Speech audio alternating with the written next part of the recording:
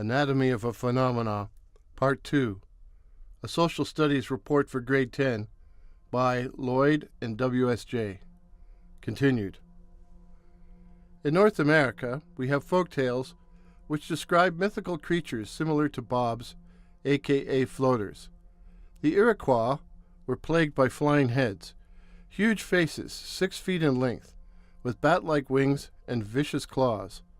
One evening, a flying head appeared outside the lodge of a woman who was cooking acorns over a blazing fire and eating them.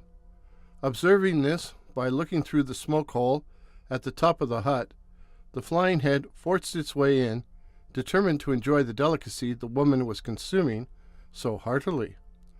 Unfortunately, it confused the acorns with the glowing hot coals, and scooping up the coals, swallowed them down, and with a cough and a screech flew off into the night, never to be seen again.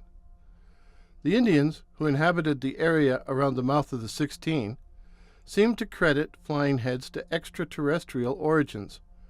According to an aged shaman interviewed at the time of the first white settlement in the early 1800s, "The heavens were rent with peals of thunder, and the great heads fell from the swirling clouds into the black waters of the lake, only to rise again with much boiling and hissing, to plague the people with their insatiable hunger for flesh and for blood."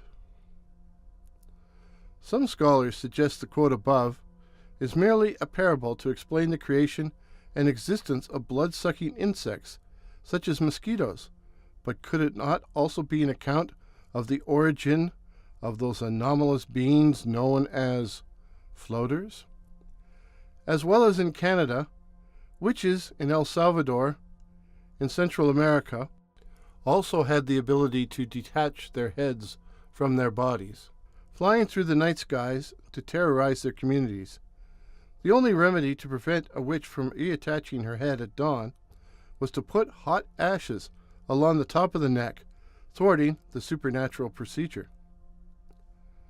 The earliest mention of the phenomenon, which has become known as floaters, can be found in a newspaper account from the Oakville Record from 1883, the year after the Great Fire.